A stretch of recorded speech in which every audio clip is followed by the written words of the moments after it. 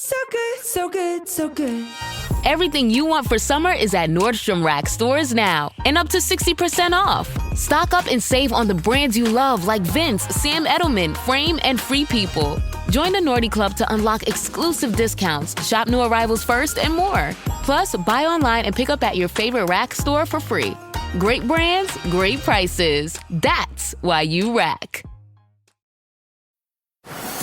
Ready to soundtrack your summer? With Red Bull Summer All Day Play, you choose a playlist that fits your summer vibe the best. Are you a festival fanatic, a deep end DJ, a road dog, or a trail mixer? Just add a song to your chosen playlist and put your summer on track. Red Bull Summer All Day Play. Red Bull gives you wings. Visit redbull.com/brightsummer ahead to learn more. See you this summer.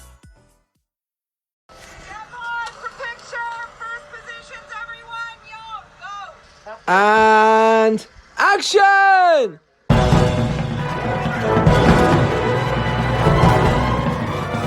Hello and welcome to episode 228 of the Filmmakers Podcast. This is a podcast where we talk filmmaking, from indie films to studio films and everything in between. How to get them made, how to make them, and how to try not to royally F them up. In our very, very humble opinion, I am Giles Alderson. And I am Dom Lenoir. And together we are... Married? The best hosts on the damn planet? That's the one. We are both producer, directors and writers. A couple of idiots. And then a couple of idiots to go with that too. And today on the show, we have the fantastic Nathaniel Martello-White. Straight to go. Who is the director of The Strays, the new Netflix. Well, it was number one. Sorry, I was going straight to the point. You've strayed off the path a bit here. Oh my God! Here. People are going to be turning off in droves. I'm so sorry. Nathaniel was not only a fantastic guy, and he gave up so much of his time to talk to myself and Dom, but he's also a well-known actor as well, starring in movies like Silent Night, Dead Meat, The Sisterhood of the Travelling Pants, Red Tails, Hard Boiled Sweets, Life Just Is. He's been in the TV series Trial and Retribution, Party Animals, Mongrels, Misfits, Death in Paradise, Horrible Histories, and he was in Steve McQueen's Small Axe series Mangrove. And this is his directorial debut. He made the short film Clam, which did incredibly well. What do we talk about on the episode with Nathaniel, Dom, or Nate? Or Nat? We talk about the pros and cons of collaborating with funding bodies, creating a Netflix film, rehearsing for key sequences. We also talk about what it's like to go from being an actor to a director, screenwriting insecurities and structure, and making a psych horror. How bloody does it go? We also talk about set building for big scenes and sequences, having a controversial black female protagonist, and why you should know what movie you are making. And also why his shot lists come from his writing, his references, why he shut down set for a day to rehearse the family reunion scene, and he did it in an 18-minute one-shot take. He also tells us what he's learnt moving forward to making his next film. I can't wait for you guys to hear this. Nathaniel was incredible. The Strays is a brilliant film, really thought-provoking, really gets it underneath your skin, and he smashed it. He certainly did. What news, Lenoir of the Dom? Have you you've got some stuff to tell us about the Shakespeare Sisters' latest feature film, Much Ado, which I was at the premiere for the other night, along with yourself. You were on hosting duties and did a very good job. Thank you very much. Yeah, got a good laugh out of without much further ado as well. You got a great laugh out of that pun. I mean, maybe we should just change your name by default to Pun Lenoir. You could, yeah. Might be a sensible move. Yeah, no, it was a great event. Nice to be back at the Prince Charles at Leicester Square. Lots of familiar film pals there. Some traditional Shakespeare sister curation of a nice after party with Shakespeare branded cakes, which always goes down well. Always go down well. And is it going to be a tour, Dom? Tell us about the tour, more importantly. Where can people see it? They can. So there's a couple in London coming up. There is one in Croydon on Wednesday. There's also Croydon Cinema Wednesday. Yeah, great. There's also one the David Lean Cinema. There's also one in Crouch End coming up in April, and there is one at Woodbridge, the Riverside, coming up as well in March and April. Great. Links to that should be in the show notes, but if not, you can find it on the Shakespeare Sisters website. Yep, they won't be keeping it quiet, that's for sure. Definitely. Yeah, should be following them on socials anyway. They're fantastic people, but also great filmmakers. Also, myself and Dom are doing a live event coming up. It's not a Make Your Film. We might do one of those soon. Tell us more about it, Dom. Well, I had written it down as triple threat, but it's actually triple exposure. So you're a triple threat. Maybe. So it's basically, it is the launch of a new company. So Gareth from Performance Insurance is one of the companies, and they've banded together with a couple of other companies to give you all the different things you might need to go into production on making a film, rather than having to go to different areas. So it's Performance Insurance is one of the companies, and they've banded together with the accountancy practice, Elliott's, and the specialist media law firm Reviewed and Cleared, who we used on 3-Day Millionaire. And they've created this brand new product, as Dom said, triple exposure. And the aim is pretty simple, right? I mean, they want to free up creators to create. So by joining forces themselves, and all those things are essential for behind the scenes of every film or series you're making. It's insurance, it's accountancy, and it's legalcy needs. So it's a one-stop shop called Triple Exposure. Pete from Greenlit got in touch, didn't he, Dom? He certainly did, yeah. And he said, you know who we'd like for our panel for an hour at 3 p.m, just before a comfort break, which should be very comforting? Me and Giles. So There we are. There we are. So the date is the 22nd of March. From 12 o'clock till 6 p.m. in London. It's in Hoxton, the Aviva in Hoxton Square. And we'll be there at 3. Yeah, I might be there before, but Don might not be. So it's a networking event. There's also a Q&A with Farah Abushwaisha, who is a BAFTA-nominated producer. There's going to be lunch where drinks and food will be provided. Whoa. Okay, maybe I am coming early. There's lunch. This is a different proposition. Okay. What I like best from the list as well is the reply you put to Pete from Greenlit was, there's a comfort break. Because there's a comfort break listed on the actual agenda. And Don was like, that sounds good. I'll be there for that. Yeah. So that's going to be fun. You'll get your priorities right. Link to that will be in the show notes. 3-Day Millionaire, if you've not seen it yet, it's on Netflix now. You have no excuses. Go watch it. Go support. Winter Ridge is on Amazon Prime. It's on...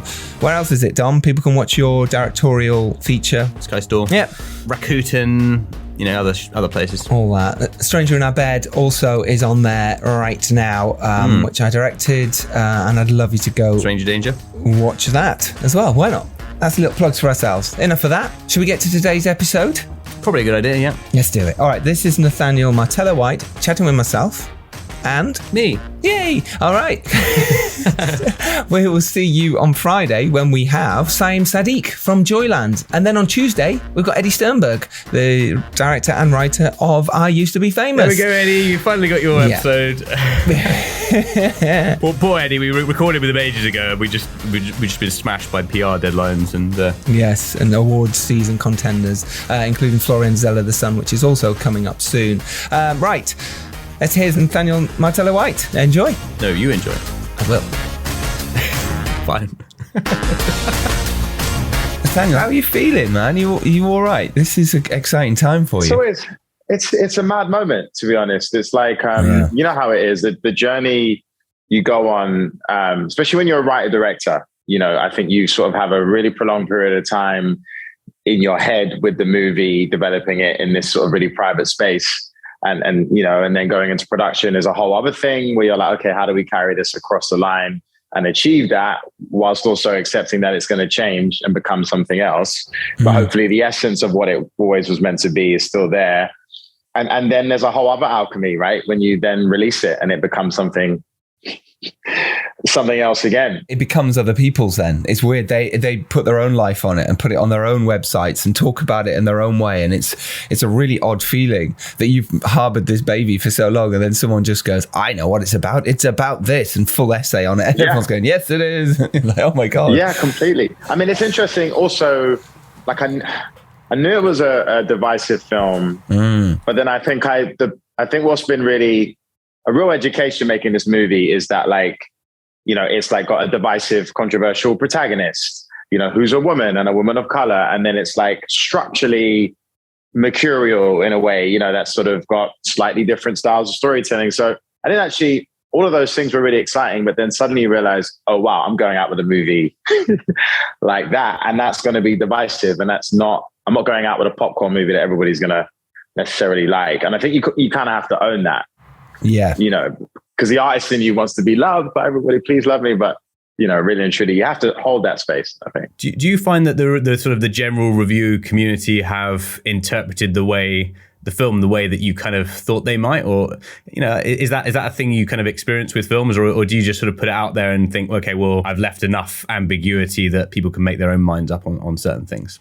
I think with a movie like this, people, especially from the ending, I think some people want more, and some people, like I was at a BFI screening on Monday, and it's like, NFT one, packed out, and it was just a raucous crowd, and it's sort of the way it ends, and it does end abruptly, sort of left people gasping and stuff. And I was like, oh man, I really feel like that's how the movie should be played, in a big old space. And I hope people still get that experience at home. But I think the things that I considered were like, oh, it has to be deeply personal and a genre piece. But then I think when I've gotten deeper into the process, then I think there are other things there are other things actually at play that you don't consider, like sort of, just like having a really divisive protagonist and what that brings out in some people. But I think it's generating a really brilliant conversation. I didn't anticipate as many Jordan Peele references, because in fact,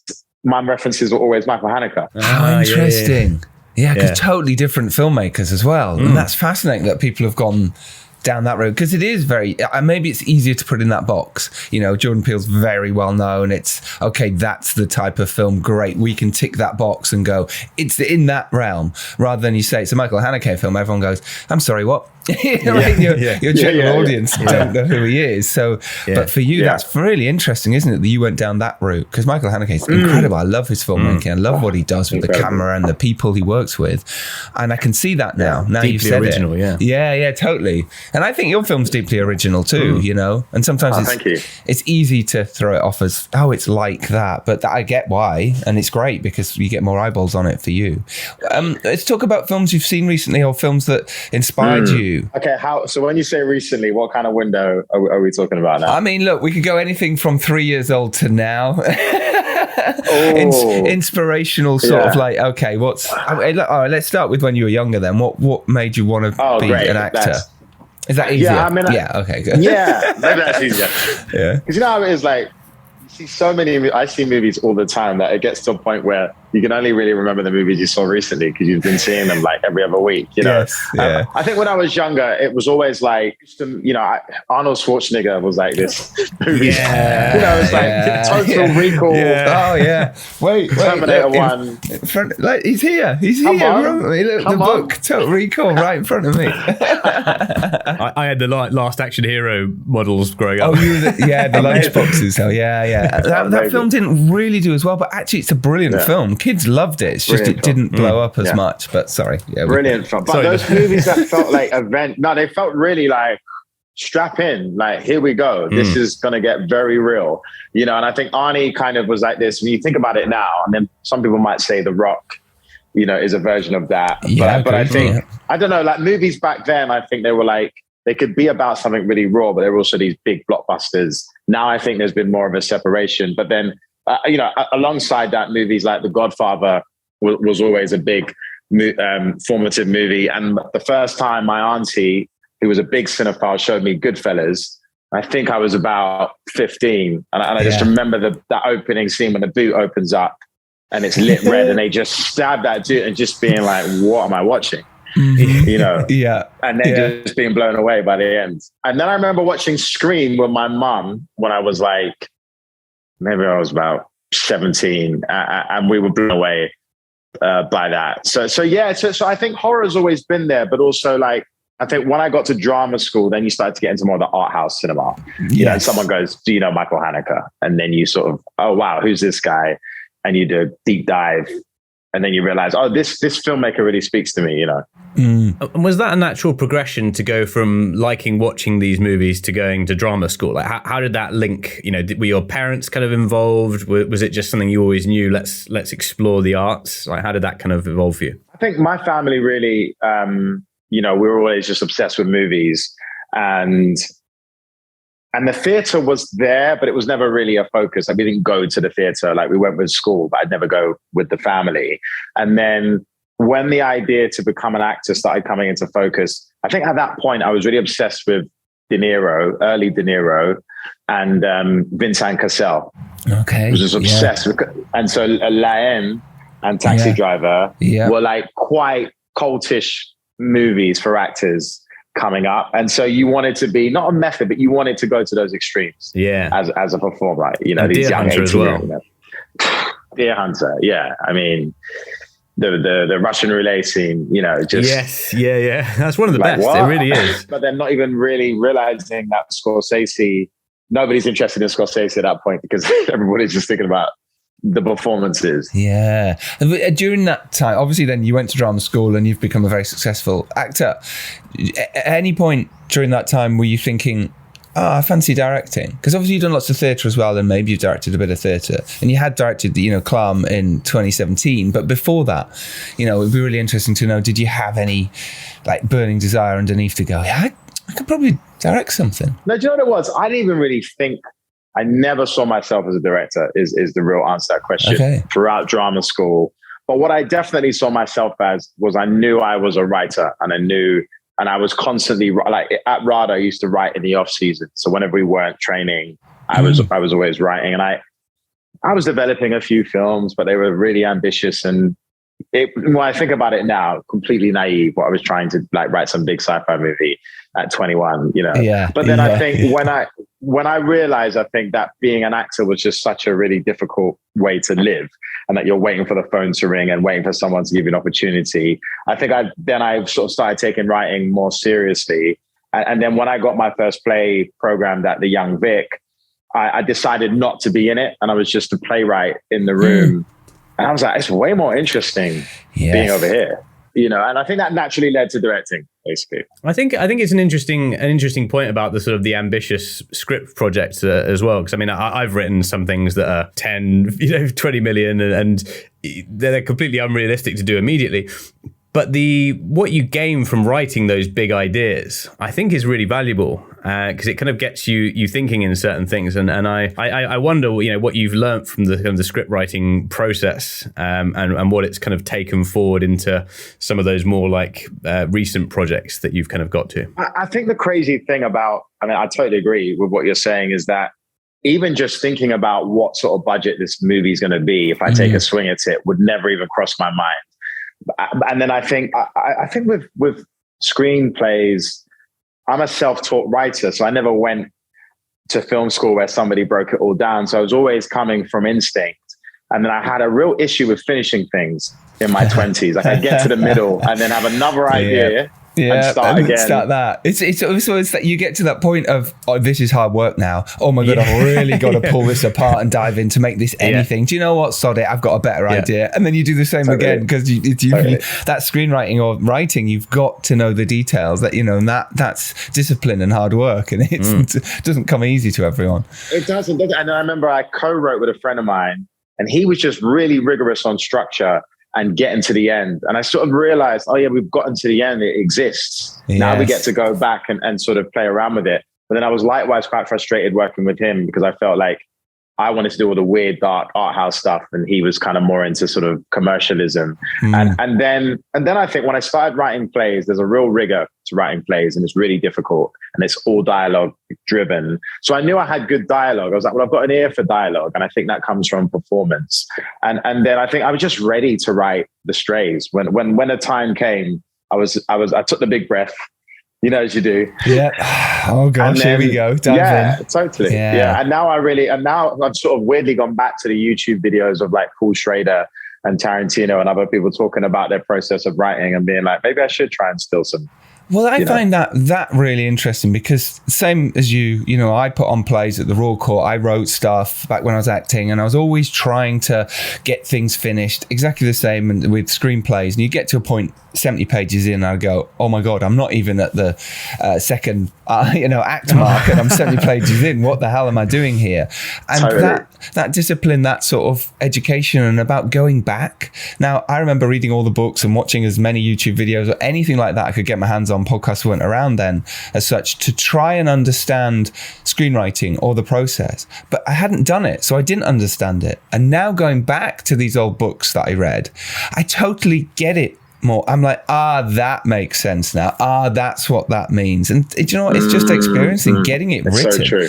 Learn from actual write as much as you can, and don't worry, this is going to be a piece of crap, but get to the end, make it better, put it on your shelf. Now write the next one. Right? Totally. And also, even to that point, it feels like, if you're going to be a writer director, you got to write film. Like, you got to have your film ready. Yeah. And I think that is another thing I was thinking, that like, wow, I write a lot, but sometimes I'm splitting my disciplines between sort of developing a TV pilot and a few film ideas. Sometimes I feel like, man, I wish I could just go more hardline and write screenplays and nothing else.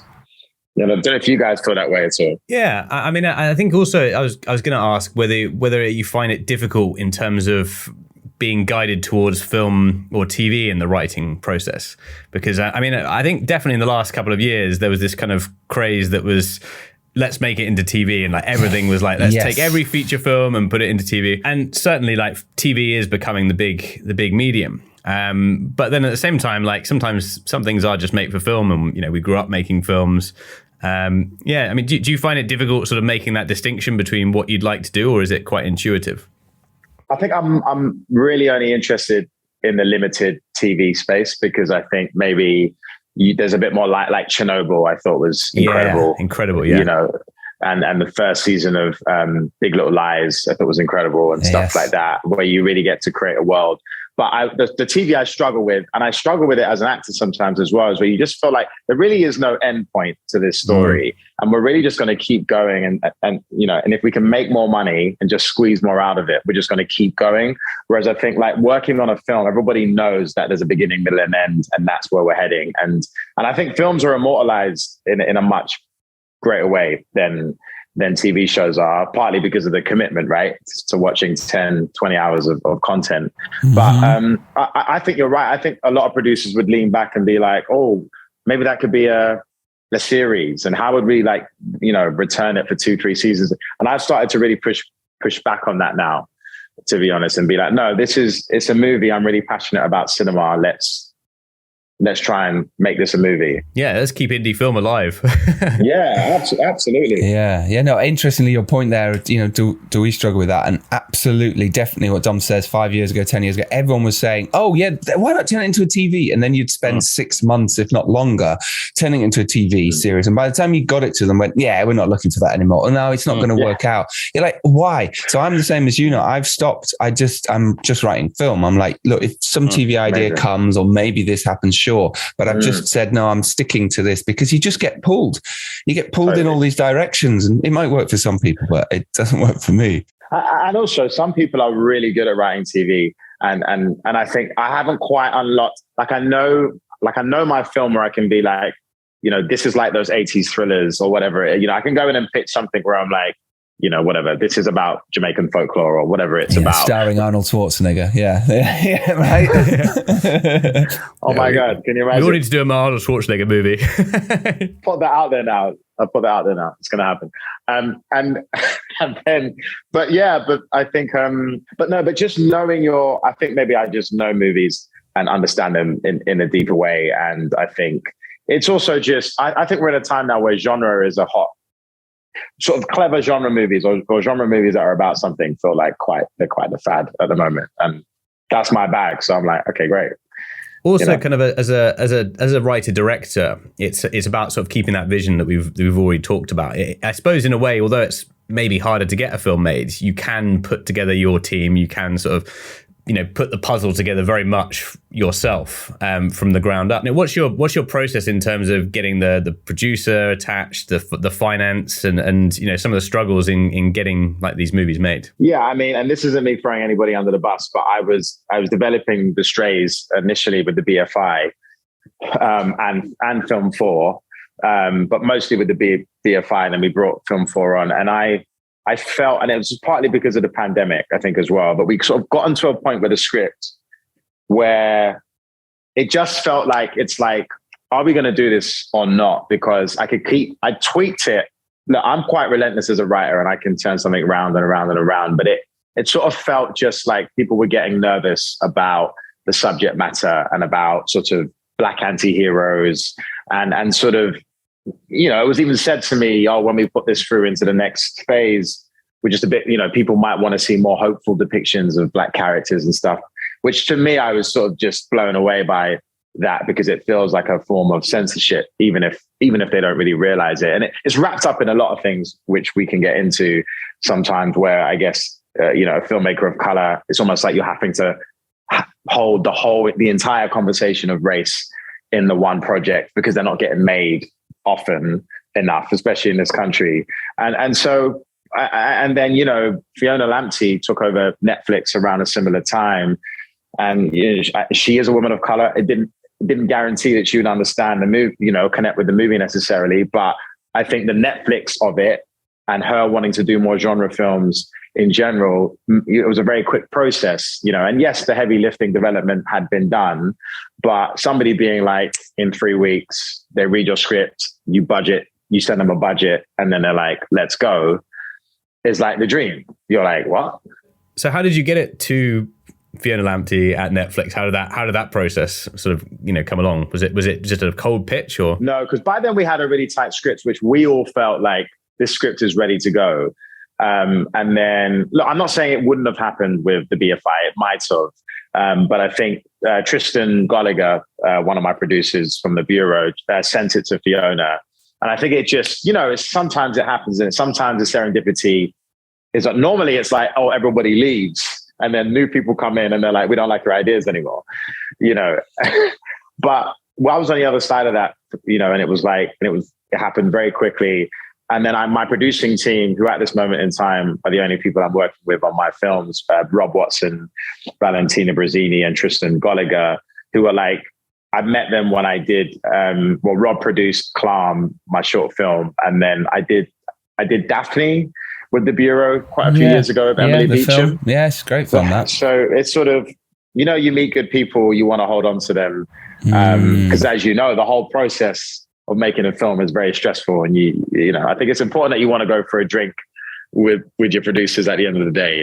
Yeah, well, you got to like your team, because you're with them for the next sort of 2-3 years, and you're in the trenches with them really deeply. You've got to get on. It's really important. Let's jump back a little bit then. So with the Clam, and then meeting Rob Watson, or getting Rob Watson involved, and then meeting Tristan. Let's just talk about that, because our filmmakers listening are going, yeah, great. You've got a producer on board, and they go to Netflix. How did you get the producer on board? How did you make your short? So let's talk about your process then, in terms of, you actually did go make Clam. Talk us through that, why it happened, why it came about, why you wanted to do it. Yeah, no, thanks. Well, Clam was originally a kind of one-man show I'd written for theatre. Right. Just a guy sort of in a flat, losing his mind, kind of holding an investigation in his local area because his best friend's gone missing. But the more and more stuff he excavates for his investigation, the more and more his flat is transforming into a coffee shop, until his own investigation becomes his undoing, sort of thing. And then somebody said, Jamie Cruz actually at Acme read it and was like, you should make this into a short film. And Creative England are looking for like shorts right now. So can you turn this around really quickly and sort of, and truncate it? I was like, yeah, let's go. Sure. And so it was originally that half-hour script. And then Celine Hiddad, who's now at the Irish Film Board, who was at Creative England then, I went in to meet her, and we just really connected, and she really loved the script. And then we somehow got the budget to make it, which back then was $50K, which I don't know that people get that now to make shorts. So that's a big amount budget. of money. Yeah, it's decent. It's decent. Yeah, but I get why they give that much, because you get the right team in then. You're not just asking favors from mates or someone you don't know's mate who will come along and gaffer for you or grip for you. You're getting proper teams in and they're getting paid, and it's a proper setup. So therefore you have great resources around you, which really help. How did that feel, making that as a first short? How did you plan it? What went through your mind? Because suddenly, there's $50K on the table, but also you want to prove yourself. What did you do? The short I made a short film. I made 2 shorts before that were completely self-funded. Yeah, and just Talking Traffic, right? Experiments. Yeah. Talking Traffic, I co-directed, but Slap was Slap was like a silent film. And I was like, the first one I want to make is going to be a silent film where only one character talks, right? Who's got verbal diarrhea, which was quite, which we thought was quite funny anyway. and then it was like a sort of Kurosawa-esque kind of slap battle. What we're all building towards this thing that we think is going to be a knife fight or something, and it ends up being a slap battle, which we shoot, like a Kurosawa sort of scene and stuff. And I worked with Joel Fry on that short. And then I sort of, after that, got the bug to like, oh, maybe I could do this. And then I was like learning more about lenses and learning more about, with Will Thorne, who I co-directed Talking Traffic with. Yeah, he came on the podcast. I know Will really well. Will's an amazing guy. Yeah, years ago. He made Silent Night, didn't he? His feature, which you were in as well. Yes. Exactly. Yes. So lots of full circles. At first, I didn't think it was real. I woke up to this blinding light, and I was transported to another place. Pluto TV. Then I heard a voice. Come with me if you want to live. There were thousands of movies and shows, and they were all free. The truth is our It's just so beautiful.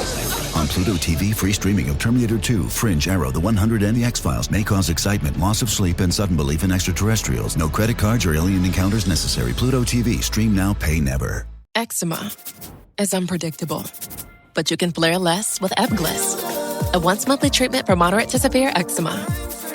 After an initial 4-month or longer dosing phase, about 4 in 10 people taking Ebglyss achieved itch relief and clear or almost clear skin at 16 weeks. And most of those people maintain skin that's still more clear at 1 year with monthly dosing.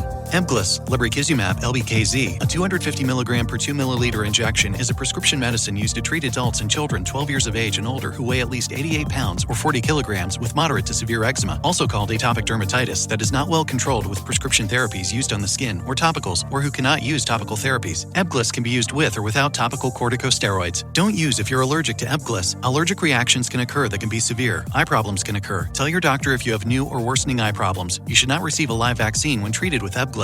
Before starting Ebglyss, tell your doctor if you have a parasitic infection. Ask your doctor about Ebglyss and visit ebglyss.lilly.com or call 1-800-LILY-RX or 1-800-545-5979. One crunchy bite of a Hershey's Cookies and Cream Bar, and I'm taken right back to college move-in day. I was a little overwhelmed by the newness of it all. Boxes were everywhere, I needed a break from unpacking. But just as I was able to take a breath and open my Hershey's Cookies and Cream Bar, my new roommate Rachel walked in. I offered her a piece, but she said no. Then after a beat, she said, actually, those are my favorite ones. We laughed. The ice was broken, and we've been friends ever since. Hershey's. It's your happy place.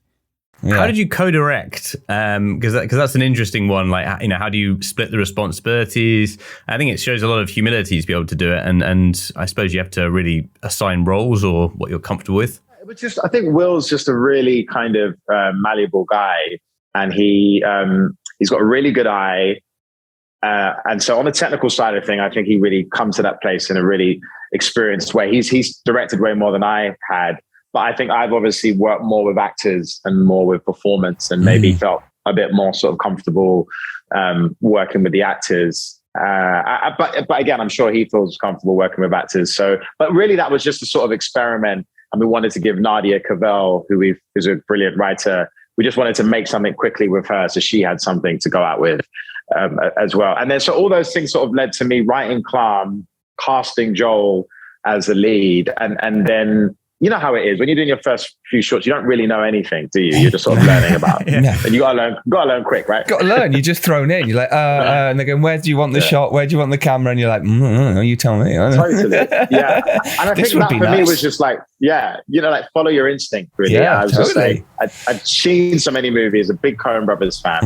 And I just knew that Clam sort of sat in that, like, I almost felt like Joel was like a John Turturro out of Barton Fink. Yeah, he is. In fact, he was our ref for that character. And then I think so that was BBC Films who came on board that as well as Creative England. And they were really candid and blunt and just said, if you do well, then we can talk about a feature. And it was literally as straightforward as that, which I appreciated. Wow. Definitely. That's really nice. But then the pressure is a little bit on, because at this point you've got the bug, like you say, and you're like, I'd really like to do a feature, and BBC have said if I do well, oh my god, the pressure now must have been a little bit on. It's there. But then I think there's like the best thing about Clam was I had Joel, and me and Joel knew who that character was, and so he's in every scene, and I'm building it around him. It just made it so much more easier. We had a shorthand. Already, which was great. And I wanted to keep an element of that when I moved on. And it's funny because a lot of people said, why don't you just make Clam the feature? Like friends of mine who had seen it and stuff. And I was like keen to go elsewhere because I was like, I know I can make a bro movie as my first movie, but I don't want to do that. I kind of want to challenge myself to do something that is deeply personal, but sort of takes me somewhere else. So I like that. I like that sort of commitment and decision. I mean, I think that's one of those kind of, generic film advice that everyone says is you've got to do your first movie as a gangster film or a horror or whatever. And it's like, if you want to make those films and like you've got a great idea and it's personal to you, then do it, sure. But don't sort of do it out of the sake of it if that's not what you're kind of interested in. Totally. Yeah. I think when my first play was on, I realized, because that's a weird thing about, having a play on at the Young Vic and being a playwright, it's a very sort of, you're really out there, you're quite exposed. And it is very similar to being a filmmaker. You've got all the press writing about your play and sort of taking stuff away from it. And one of the things that was a reoccurring thing when that play was on was, where are all the female characters? Yeah. But that was about toxic masculinity and male friendship. But it did sort of get in my head a bit, where I was like, I didn't even know if I could write, female characters at all. And then my second play was a family drama based on all the women in my family that come from a big matriarchal family. And I just knew how to write them. And I was like, oh, wow, these characters are even more interesting than my bro characters. Yeah, well, because like I say, the bro characters, you almost go stereotypical some way. But here you can now dive into a whole spider's web of intrigue and things they keep secret from you. And I think that's fascinating, which is what, obviously comes across in The Strays massively and really, really interesting. So we're at that point now where Clam has done well, and BBC Films were then at that point, and obviously now you've got your producers Rob and the calm before the storm. You could say. Nice, you could say. Hey, man. He's good. Like that. Use it. Calm before the storm. That's brilliant. We went to. There's another serendipitous piece to this story, which I got to throw in. Was that so? We got into South by Southwest with Clam. Nice. So we went to Austin, which I don't know if you guys have been to Austin, but I think this is the best festival ever. Nice. And then I was also like, wow, look at all this solidarity amongst all the filmmakers. This is the opposite to actors, who are always sort of competing. Yes. But then when we were there, funnily enough, Fiona Lancey was there with Remy Weeks' short film Tickle Monster. I don't know if you've ever seen that short film. Yes, I remember that. It really brilliant film. He was in the Midnight Fest. And I remember me and Rob Watson playing pool with against Fiona. And but it was funny how whatever, some years later she was running Netflix, and I'm not saying it's because she beat me at pool that it was all good. No, but what you're saying there is, by being out and about, by you putting yourself out there, you got Austin Film Festival, turning up, being there, being present, and then meeting Fiona just by chance, playing pool with her, and then then you've got a conversation, you've got an in when you talk next time. It's authentic way in as well. It's not like it's not like diving in because they're the head of Netflix. It's like you're diving in because they're cool. It's like, you've already got into it with them. We went for lunch as well. And you've already got into like horror films, and in fact, Get Out was dropping at that festival I don't know if it was in competition, but it was certainly screening in the cinemas. And so we were there with Clown. We saw Get Out. And then when we got back, we were fortunate enough to win Best UK Film at Rain Dance, which always helps a bit, doesn't it? I guess winning something. And then after that, I guess, the parents were like, okay, let's talk about the feature. That's ace. That's great. Yeah. And at that point, had you had the idea for The Strays, or was it just percolating? I think I was really, something was beginning. I did a BFI network after that. And I don't know, 2016 was like a golden year for film. It was like Get Out, Moonlight, American Honey, La La Land. I mean, there were so many incredible films that year. And at that festival, when we were on BFI Network, the whole conversation that we were having, all these first-time filmmakers, was what should your first feature be? And I think it was kind of clear that it should be personal, and that if you have an interest in genre, then that might help as well. So I really came away from that network feeling like I want to write a suburban thriller, and I want it to be about, a woman. I'd heard this story about this woman who'd sort of eloped. Her family started again. And I was like, I sort of feel like that's got a bit of a history of violence kind of thing to it. And I love that movie. And that was kind of the beginnings of that. And then what I do is I always like soft pitch my mates the ideas in the pub. Yes. And just see if they get bored. Yeah, it's so important, because they'll just go, you mean like that film? Or, I don't know. And it's so important to do that. People are so scared to do it, but actually pitch to everyone. Pitch, just say, because you'll then perfect your pitch for one thing. For when you do then go meet Fiona Lamptey or whoever else in the room, you're ready to say what this story is, and you've got your pitch perfected, because, your mates will tear it apart. Easily tear it apart. Yeah, completely. Yeah.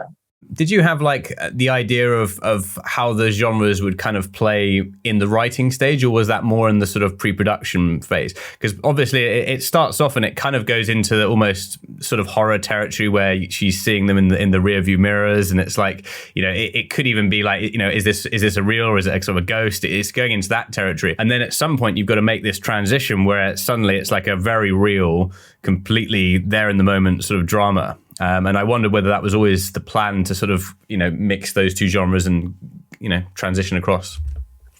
It was always the plan. And I think at a literary stage, that was just like a really cool thing. And then when we're actually making that work, it's like, oh, wow, that's a really big commitment, actually, because everybody is like, okay, this is a horror film. And I think, I think why I did it is that I wanted to deliberately make the audience feel like these two Black characters were objectified and were as sort of, like as inhuman as possible, to then pull the rug from under the audience's feet and throw them into their vulnerability and all the nuances of their relationship. And then also like, oh, wow, they had discarded children on top of that. And then I guess pull the rug again in the home invasion and be like, be that as it may, they're sort of nuts. You know what I mean? And then in fact, we did it with the real horror of family and sort of, is it a home invasion? Is it not? Is it a reunion? Is it an invasion? And so you know how it is. When it's a genre mash, you're always taking a risk. Yeah, and that must have been the pushback you got, which is what you said, from all those rewrites with the BBC and BFI, and they're saying, and you didn't feel, you're like, I keep getting pulled away from what I want it to be, or maybe it's better certain bits and certain bits aren't, and it's a real struggle, I think, for filmmakers, screenwriters at that point, when you're constantly being pulled. A new producer will come on and go, I love this, but let's explore that area, and you spend ages exploring it, and then and you go, that doesn't work now, does it? Or and keeping the essence of what's true and your vision, and it's really hard to go, no, we've got to stay on this line. But sometimes people want you to do that as well. They want you to be in control. To robustly sort of push back. But the funny thing about it is, and again, it's no swipe at the development process, but I think I realized, having made the movie now, that I was actually being asked the wrong questions, in that development process, because yes, I had a complex, divisive character as my lead. Okay, let's just all accept that that's the case and get on board that. But I think really the question should have been, do you want this to be a full-blown horror, or do you want this to be like a psychodrama? And just really like, because I think by going like, what movie is this? I think in fact, that would have just been like, all right, well, if it's going to be a full-blown horror, then the kids are going to have to be dead or something, or we're going to have to lean into some other trope that's going to take us into the supernatural, but if it's not going to be that, then we're going to go segue into the real emotional sort of horror of what's happening. And I realized I was like never asked that question once in the process. And that makes me feel like you got to know that going into making a movie. I think you have to know that so well, the movie you're making. I think that can be one of the biggest mistakes as well. And it's when you're in it, it's very, very hard to get out of that situation. But when you have a new producer or a new sort of team come on board and they start sort of giving notes, it's like, am I improving in the same direction that the story has always wanted to go? Or am I sort of flipping off to the left or flipping off to the right to sort of try and please someone? And you've got to realize that, I suppose, if you start doing that, but then the person doesn't get the thing made or they didn't, you're actually wasting huge chunks of time. And then you're having to like find your way back to the center again. So, I mean, that's a really valuable lesson to have been through. Yeah, did you take from when you moved and Fiona was like, oh yeah, no, I'll take this. Did you then move back to your original idea a little bit? Did that change your thought process? Well, the first question she asked she's like, I want to do it, but I want it to be more of a psych horror. And that was the first thing she threw in. I think we were like, oh yeah, like nobody's really said that to us ever in 3 years of making this. In fact, yeah. And so, and then I think what that threw up for me was a big question of like, who do we kill at the end of the film? And how bloody and extreme does it go? Because I think someone said at the Q&A on Monday, they thought it was almost more like a Greek family tragedy. Yeah. And I really love that. I'm like, yeah, I think that's a really accurate. That's a really good way of putting it. That's so right. Very Medea, isn't it? It's very Greek tragedy of, not knowing, even though there's a lot less incest in yours. I'd say there was not. Possibly none. I would say. Why don't you give us a little picture of what the film is, and then we can drop the trailer in, and then we can deep dive into it. Yeah, so the film essentially is about a woman living the perfect life in an English suburb with 2 perfect children, perfect husband. She's a deputy headmistress at the local school. And 2 mysterious strangers arrive in her town and start to interrupt and dismantle her routine, revealing a shocking secret. Welcome to our home.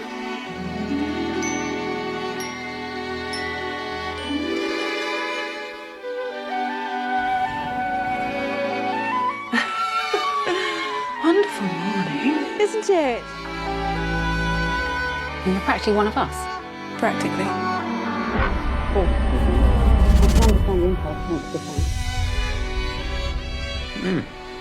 Thank you. Rose. Morning, Miss Williams.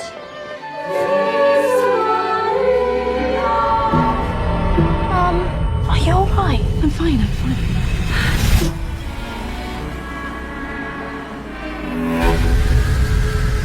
Mom, look out!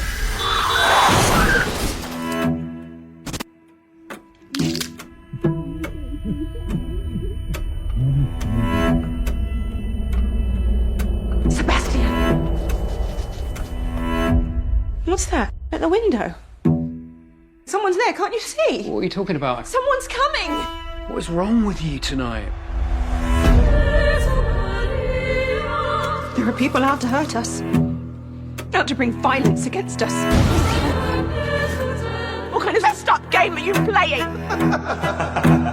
Is it true? What happened in the past, me? It's not what you think. Who are you? You sure you want to go through with this? Of course. Run. Run. And run.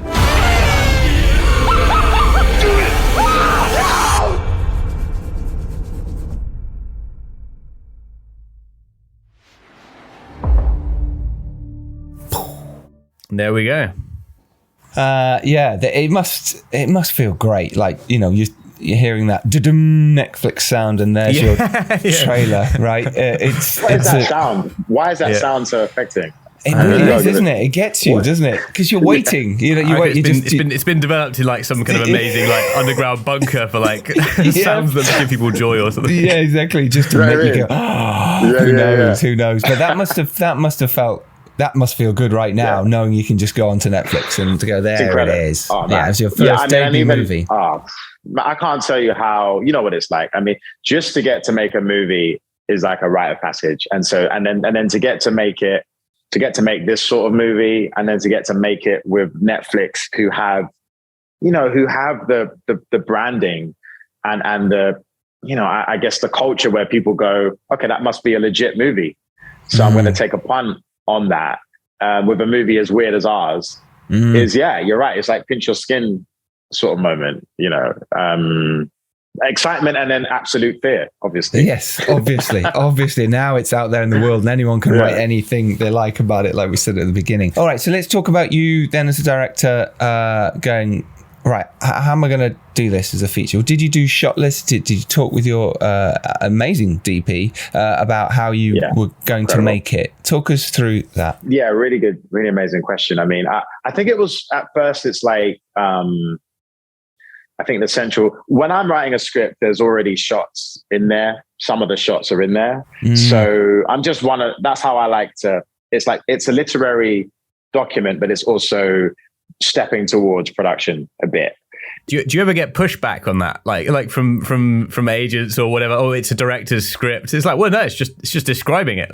Enjoy it. You do get some pushback, don't you? Like, stay open. But I think it's, for me, I'm like, I'm when I'm writing it, I'm experiencing what the movie is in a really visceral way. And I think like there's one shot which sort of tracks towards her when she sat at the table with the family, and the family are all sort of, I don't think there's any dialogue, you can't hear it. And it's just all sound design, but the camera just pushes it on her face.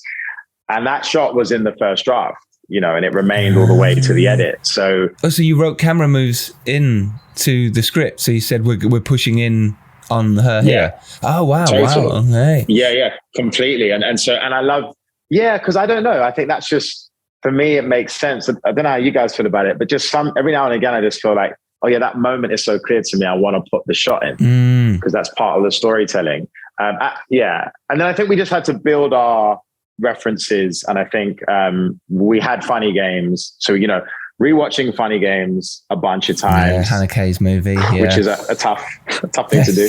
A few times in a row, right? Let's go again. Exactly. And then me and Adam we just developed a sort of cinematic language for the film. We also we watched Killing of a Sacred Deer a few times because we love the fairy tale sort of element to that film. And then we were really interested in It Follows as well. Yes. And I think once we've found our references, we then, you know how it is, you're sort of you're stealing or you're recycling from movies that have achieved what you want to achieve. And then we did shot list, but then I just like ran out of time. Like in pre-production, just completely ran out of time. So we hadn't finished the shot list. We got halfway through. But I tell you what, though, it made me feel like maybe while shot listing frees you up, I quite not like walking onto a scene and not having a shot list sometimes. Well, there's the element of acting, isn't there? Like, because when you shot list stuff very, very, very much in advance, and then you haven't had the time to do the rehearsals with the actors might go across the set and say, oh, this doesn't feel natural coming from this door, can I come and sit over here? And then suddenly, like, you've planned all these shots and there isn't really time to redo them. I mean, do you tend to try and work around the performances on the day rather than sort of adapting the camera, or is it more of a balance?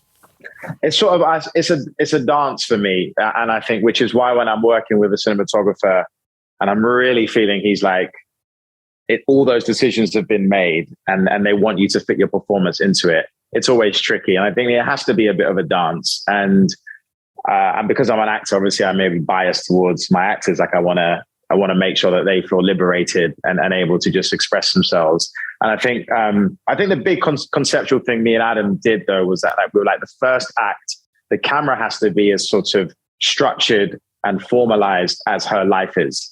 So it's all very, constructed on sticks. It's very composed. And then when we got to the Carl and Dion act, we were playing around. We really loved the movie Elephant, you know, the Gus Van Sant Gus Van movie. Sant And we were movie, like, yeah. you know, the kids and the bright colors and just, again, I think there was this fairy tale thing of them almost just the way they look at each other, and just that we go into this weird sort of coming of age chapter. And so it was a lot of Steadicam in that, a lot of following people as they're walking. And then also wanting to just really photograph how different the Black kids were from the biracial kids and their features and stuff.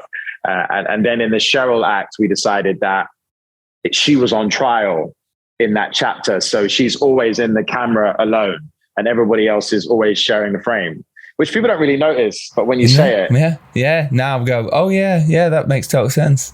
You know, and then I think at the very end of that chapter, all the family join her in that motif, in that shot. And it's almost like, okay, we transition it into something else. And then the last act, we go full blown handheld.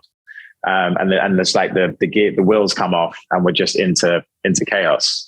Yeah, basically. I love that. And I love that you thought about all that, and it does make a difference in the film. It really does. Oh, thank you, man. Adam always used to say, if we make those gear changes too extreme, like it will feel, he would say it's more like a film school film. It would be more like your shiny film school film. Mm-hmm. But if you don't hold your nerve, there is a part of you that's like, shit, can't we just like do something crazy in each act? But I'm glad we sort of held it back, because the thing people don't even notice, but maybe it's just something they feel. Yeah, it happens very subtly. I mean, in terms of the performances as well, like making those transitions, because also it is a mystery, and it definitely does sort of keep you intrigued. Was there, in terms of the rehearsal, was there any sort of thought behind, okay, I don't want to tell the actors too much or over rehearse some of this stuff because I want it to feel sort of fresh when some of these revelations happen? At one point I was like, oh man, can I have it that Sebastian and Mary don't meet Carl and Dion until the first day on set on that scene? Mm-hmm. But then that just became impossible because, as you know, pre-production and costume fittings and all that stuff. And it being the first feature, I just don't think I had enough time to do that. But I think what we did was we went deep into the origin stories of Carl and Dion and Cheryl, and especially Justin Salinger and Ashley Madekwi's relationship. Like, I made them improvise all of their relationship up until when he asks her to come back to Castle Combe, you know, croon with him, which obviously we don't see any of that in the movie, but they sort of had all that sort of legacy story that they could then play around with. And the same with Carl and Dion, I got them to improvise that when they were in care and when they were in hostels and all these really fraught situations. And when they find the newspaper for the first time where they see their mom, who they think is dead, and just playing that scene out. So we just sort of had that as memories. How much rehearsal time did you get with them? Because with your actors, because you said you ran out of time in terms of your prep, a little bit of your prep, but in terms of rehearsal, because rehearsal is really important. And, you know, you coming from the theatre and acting background, I imagine you're like, oh, we have to rehearse this. Did you, obviously, and it's often not put into any budgets at all, ever. Rehearsal time just often is never in there, and you've got to ask for it and do it early so that people actually budget it in. But how did you manage to get away with that? How did you say, no, I need rehearsal, give me it, please? Do you know what? I just really pushed for it. I think I ended up getting, look, man, I got 2 days rehearsal, but you know how it is. It was like 2 days rehearsal in a month. Costume fittings, and all that madness, you know. And also people want to ask you 101 questions while you're on a break between. Always. That's basically your job as a director, isn't it? It's like you're answering questions. That's the job as a director. Know this now, everyone. you answer questions. You have to know answers. Even if you don't know them, make them up, but you have to give an answer. Yeah. You have to. Yeah. And it's so interesting. And it's kind of like, I think it's just people, you know, a lot of directors say, oh, we don't do rehearsal because we want to keep it fresh. But I think my take on that is just, you just want to make sure that everybody's really familiar with what the story is, because what you don't want is people rocking up and not having a grasp on the story, because then you've just not even gotten to the deeper layers of what it is you're doing. But then when I'm on set, I'm very loose about the scenes in terms of, obviously you say the lines, but I never really say there's one version. I like to go into the edit with 3 different versions of a performance, really, and then find it in the edit. Because as an actor, I know I sort of feel like when somebody is sort of giving me less notes and just making me go again and again, and every now and again coming in and giving me a pointer, I always find things because I just feel really confident and liberated, and so things happen rather than burdening an actor with just like loads of notes. So would you say when you're sort of doing rehearsals, especially, that you're more like asking questions about the material and the sort of the backstory, etc., rather than saying, can we try it this way or can we try it this way? Exactly. Just to sort of free up the actors. Is that the kind of the, yeah, okay, interesting. It's all of that. And and in a way, it's like, let's improvise away from the text so we can sort of get into the characters without the pressure of getting stuck in a rhythm, you know, for the scenes. And then I can just sort of download everything I'm thinking about the movie and what I sort of want it to be, so that they know what movie they're in. Because sometimes, you know, you might work with, I've been in things where an actor turns up and it's like, no, you're in a different show, mate. This is not that show. And it's not that what you're doing isn't good. It's just that, you know, it's much bigger or much more. Yeah, you know, and so, and also a big part of it is casting. Yes. Obviously, because when I cast them, as you guys know, you're sort of casting souls. And so I felt like I had within that ensemble, I was like, they've all got the right sort of spirit for this movie. Talking about cast then, because you know, I loved your cast. I think it's fantastic. Some amazing people in here. Friend of the podcast, Vanessa Bailey, also turns up as well, which is really lovely. Cool. But Bucky Bakrai, obviously incredible. We could go through your whole list, to be honest. But Ashi Madekwe and Justin Salinger. Was there any pushback on any of these actors from Netflix in any way? I mean, you might not be able to say too much, but was there any kind of, we need a big name? Was there any of that talk? Because they're all fantastic actors, but we know who they are, but not necessarily everyone else does. Yeah, I think, look, you know, to be completely transparent, obviously at the beginning of the process, you're thinking about the biggest name you can get for the role. And then I think what's great about the process is you whittle that process down until somebody just really surprises you with a read. And I think with Ashley, because I knew Ashley, but she was younger than how I'd envisaged the character, because the character was originally late 40s. And so when she was first suggested to me, I was like, well, she's an incredible actress, but she's too young for the character. And then whilst I was doing recalls with actresses on Zoom, actually, because we shot the film in the pandemic, of course, as well. Outside, her tape had just come in. And I remember sort of finishing that session, all the producers being huddled around this Big Apple sort of TV screen. And we all just watched the tape. And we were like, oh my God, this is a character. Wow. You know, and then so we called up Shaheen Baig in a bit of a panic, because we were like, that's the director. Yeah. She's 10 years too young. So what is that? What can we do about that? And then she's like, let's just bring all the kids' ages down. Let's just bring them all down, you know, and find new raw actors. And so then that became quite exciting, actually, because I was like, well, them being younger, maybe it's just a bit more twisted as well. The whole thing, it just feels a bit more, you know. Yeah, it worked for me. That age group worked absolutely brilliantly, because it's right on the edge of teenagers becoming adults, and at that point they can go off the rails. They can do anything if they're not, you know. Yeah, it definitely had more menace, actually, I think. Yeah, it had the menace. No, that parental sort of, this is, you know, and that really worked for me, because it was like they could do anything, and that was fascinating.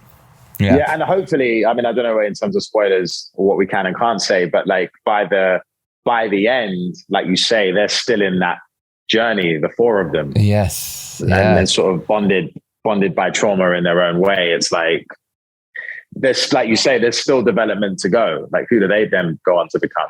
Yeah.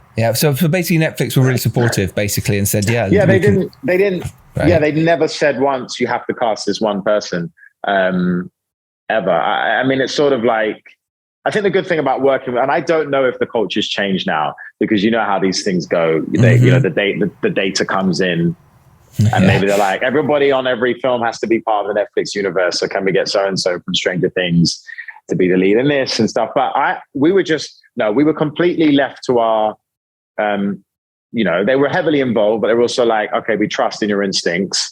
And even the last two, I think Netflix was sort of leaning towards one way and I was sort of leaning another way. And then I think it's in the edit when you're like, okay, yeah, we're working with Netflix. If that makes any sense. Oh, yes. Now that makes a bit more sense. They're a little bit now more. They're like very involved. Yeah. Oh, really? Okay. Okay.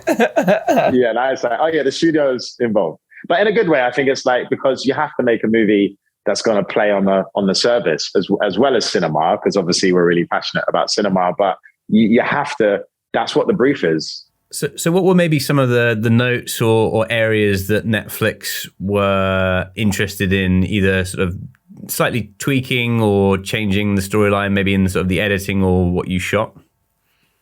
I think it's like pickups, obviously, sort of getting new material to kind of help make the story clearer. I think what we really realized in the test screeners that we did, which are really tough because it's an unfinished movie and people are just filling out forms, didn't like this, that was all right, and all that stuff, is that I think that character, without that prologue and knowing who she was before she leaves, is just really difficult to get into. So we had a cut of the movie where you don't see Cheryl at the beginning, and it was just, people just couldn't get down with her. They just had a real, and so once we, and then they were great. They were like, well, what, do you have any ideas as to how we can get into that character quicker and get the audience on side? And so it was a mixture of shooting some new material and then also maybe scaling back. I think there were a few more controversial sort of internalized racist moments that I think were just a bit, I just think we had to just find the modulation on how we reveal that about her in more of a subtle way rather than, there were just a few scenes where I think it was like, we just really hate the character now, so let's just scale back. Yeah, and we do have to like her. We have to, even though what she might have done, and we're putting that as in a might, you need to go watch this film anyway. So that really helped us to sort of go, we just want to know what's going on. Whether we like her or not, we're on her journey. And that was fascinating. You mentioned there about the race angle, and I think it's a really important topic. And the fact that you've tackled this, and it's something you said at the beginning as well. Like you say, and I think anything of this tone is there's always going to be a bit of backlash. There's always going to be a bit of, but why not push that harder? And why are you making black people look a certain way? But you said, no, I wanted to tell a story. Could you just talk to us a little bit more about that? Yeah, well, I think even like the plays I had produced, I think I was always using satirical, kind of devices to explore the Black experience. And I think with this movie, it was the same. I think I just wanted to, the fact that it's a thriller for me, even though it's a genre match, but the fact that it's a thriller to me feels like the thing I'm most satisfied about, because in fact, the movie is really dealing with some really kind of serious issues, but it's in the format of a genre piece. And I think, you don't often get that blend when it's to do with race. Obviously Jordan Peele has exploded that open in an incredible way. Yes. But I think for me, even with Clam, it's a thing I've always been interested in. So I guess, there's always going to be a risk, because if I had made a social realist film that was like Secrets and Lies Part 2, then I think maybe people would just be much more. No, some people really celebrate what it is. So I can't say that. But I think for some people, and oftentimes, surprisingly, it might even be the more liberal, the sort of more liberal space where you think it would actually be the opposite way around, are sort of sometimes take issue, I think, with sort of, oh, that's not explained, or why don't we get more of this? Or, some of the things that character does, or the fact that the two antagonists are dark-skinned. And for me, I'm like, if you want to reduce my characters in that way, I can't even really have a conversation with you, because, I know those two, I know Jordan and Bookie loved playing those characters. We're like, yes, they feel like anti-hero. We feel like we're in a sort of thriller, and we never really get to play those roles in this sort of story. So I don't know. It's complicated. It is complicated, but it's brilliant. I'd love to talk about this little birdie told me that you shot one of your scenes, and I think it's, if I'm right, it's the family reunion scene, and you kind of did it in one shot, even though the end result is not in one shot, but you shot it all in one shot, but you kind of closed the set down for a day or two. Is this correct? And if so, tell us how you managed to pull this off. Well, obviously I was like, all right, the home invasion sequence is a play. You know, I want it to become a piece of theater. And that was always the conception behind it. And I was like, someone need some rehearsal, guys. You know, and then that rehearsal started at one point, it was like 3 days. We were actually going to stand down filming and rehearse it for 3 days. Then it was 2 days. And then it was you've got half an hour. No, surely. So it was like half a day. Then it became half a day. Yeah, which was insane, really, because not really a rehearsal. But what was cool about that was no cameras in the room. Maybe it was a day. I can't remember. Yeah. And we came in and we sort of had our scripts, set out some tables. I said to all the cast, I was like, look, seriously, you know, I'm like, there's no way, how can I put it? There's diplomacy in a lot of things, but what there isn't diplomacy in is like, you have to come off book. You have to know that home invasion sequence.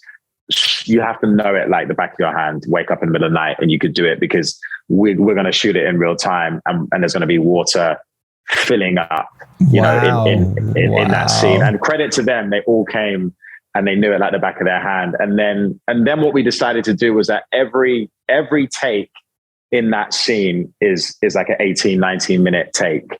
And so that was the rule, that it was just like, we wouldn't chop it up. And I think it was even if something went wrong, you were like, no, just keep going through it. No, we had to start again. If something went wrong, really? Oh, wow. Yeah, we had to go back to the beginning. With all that water, you'd have to drain it all out. You'd have to go again. Saying that, so in the masters, we have to go again. But when we were doing when we were doing the 18-minute singles, we could sort of have a bit more license. Yeah, I got you. Yeah. There were moments where you could like, I felt like the sound was really leading some of the water sort of treading moments, and I was like, have you given yourself a bit of a safety net there? Because like shooting, you know, the consistency would have been a nightmare to have done every single shot with the water in. Totally, yeah. We did a few passes without the water, and then I just think because they had the rest of the movie under their belts by then, they sort of really knew who the characters were. And then we would just, I got to say, it was the most satisfying part of the shoot. You know, and it made me think, I was like, maybe I'll just do the next movie all handheld in one location. On one shot. Yeah. But sure. Yeah, 90 minutes. You can do it. Yeah. But we knew we were going funny. I think what's exciting for me is that I know not everybody has seen Funny Games, but I knew what that ref was for me. And it felt really exciting that we were sort of in conversation with that movie, but sort of recycling that, which feels like a progression of cinema in terms of just where we're at in 2023, that someone is now recycling Funny Games, if that makes any sense. It does. You know, it does. And that scene is incredible. You can feel the tension, the build up, the whole. You just literally going, oh my god, and it just builds and builds and builds. It's amazing. And my missus was literally like, someone please turn the water off. Someone please. Yeah. What have you learned that you're going to take forward into your next film as a director? Well, I think I'm really excited about, I think really, I think the main thing is I know that the next movie I'm going to make, it's not going to be a genre mash. So it's going to, how it presents itself is what it's going to be. But I think I've learned that the period of time you take really thinking about the movie you want to make, I think you have to really, really, really think about that, because, you know, in an edit, you really learn about what screenwriting is. And I think so it's just really changed my idea about how I'm going to write this next movie. And then I think the big thing is just I'm really excited about going full blown into horror next time. And I think that's just I'm just excited about that, because I think, you know, I didn't really I like horror, but I didn't really realize how much I liked it until recently. You know, so it so can I think grow that's on you. Big thing, really. Yeah. It can sneak up, right? Yeah, it can. Yeah, it really can. Same with me. And if there's one bit of advice you could give your younger self, maybe when you were struggling to get films made, or you thought it wasn't going to happen, you know, or someone else starting out, what might that be? I think maybe maybe going smaller at the beginning with the vision of what you want to do. Sort of, you can still go to extremities, right? In a sort of smaller context. So maybe kind of trying to, like Ben Wheatley, I think is a perfect example of that. Like starting small, but still going big with the themes. And I think also just, I think you've got to write. If you're serious about being a screenwriter, I think you got to, as much as you can be, you got to write as much as possible. And so I probably, if looking back at my younger self, I think I probably would have just started a bit sooner and just started sort of writing movies a bit sooner. Even if it's not to be made. Even if it's not to be made. Yeah, exactly. Yeah. And I do think there's something about the sort of community of movies and filmmakers that's just really special. And so I think you just want to put yourself into that space, right, as much as possible. Which for me is just always being at the BFI, basically. Right. I like that. That's one of the reasons we do this pod. We get to meet filmmakers all the time, and it's so nice. And when we go to events or film festivals, it's so nice to then reconnect and talk, and we all share the same stories. And there's, like you said, it's different in the acting world a little bit. There's a little bit more, oh, you got that job. Whereas here, we're all like, no, let's all support each other, and it's actually really lovely community. Absolutely, man. It's just been amazing talking to you both. Like, thanks for having me on. Oh, seriously. Absolute pleasure. The Straight is out now everywhere, worldwide, on Netflix. Go watch it. Do not stray away from it. Nice. Watch it. There we go. And if you're lucky enough to rise up and do well, it is your duty to send the elevator back down. So join us on Friday when we chat with Saeem Sadiq and his film Joyland. And then on Tuesday, we are back with Eddie Sternberg. So look forward to that. It's going to be brilliant. Thank you so much for listening. Thank you so much for your time. And go out there and make your films. Make it happen. You can write your film. You can get it to the right people, and work hard and it will happen. Nathaniel Martello-White, thank you so much for joining us, buddy. Yeah, thank you. Real pleasure. Thank you both. Thank you. Have an awesome day, guys. Thank you very much. Yeah, all right. And you guys. Speak soon. Take care, everyone. Bye-bye.